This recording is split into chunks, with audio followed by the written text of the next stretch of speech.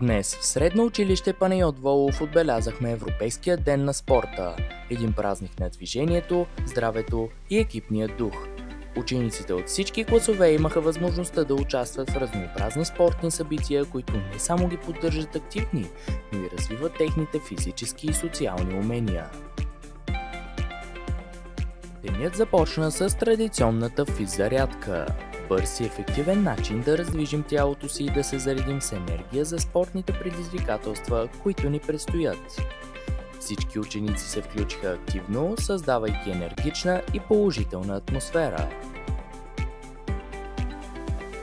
Като треньор от дълго време, как се справяте с това да учите учениците на спорта?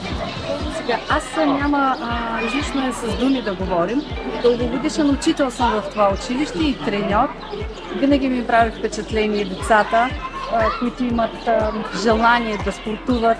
И аз се опитвам да мотивирам и останалите, които не знаят какво значи спорт и как е хубаво да се спортува. Затова няма какво друго да говоря.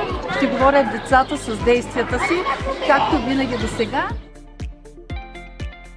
Учениците имаха възможността да се включат в разнообразие от спортни активности, като лека атлетика, айкидо, кикбокс, хандбал, американски футбол, както и латино танци.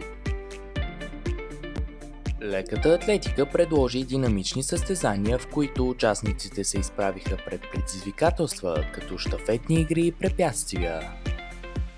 И като медицинско лице, как смятате, че спорта подпомага за здравето на човека? Много добре, защото с напредването на информационните технологии водим много застемнал начин на живот и някои хора тренират отделно по разни секции, но като цяло самите часове по физкултура за мен са недостатъчни като физическа подготовка и затова е хубаво да се отбелязват такива дни, хората да се раздвижват. А човек като психически труд се компенсира с физически, по този начин човек релаксира. Кикбоксът привлече вниманието със своята интензивност и изискване за концентрация. Участниците се учеха на контрол и точност. Латино танците пък внесоха нотки ритъм и радост, създавайки усещане за движение и емоция. Американският футбол, рядко срещан в България, впечатли със своята комбинация от стратегия и бързи реакции. Участниците бяха въвлечени в игра, учейки се на екипна работа и бързи решения. Този спорт наистина изненадваше с уникалността си и уменията, които изисква. Хандбалът показа как работата в екип и стратегическото мислене могат да доведат до успех.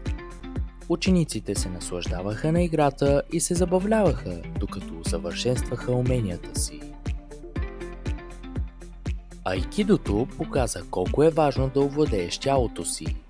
Спокойствието и прецизността, с които се изпълняваха техниките, оставиха трайно впечатление.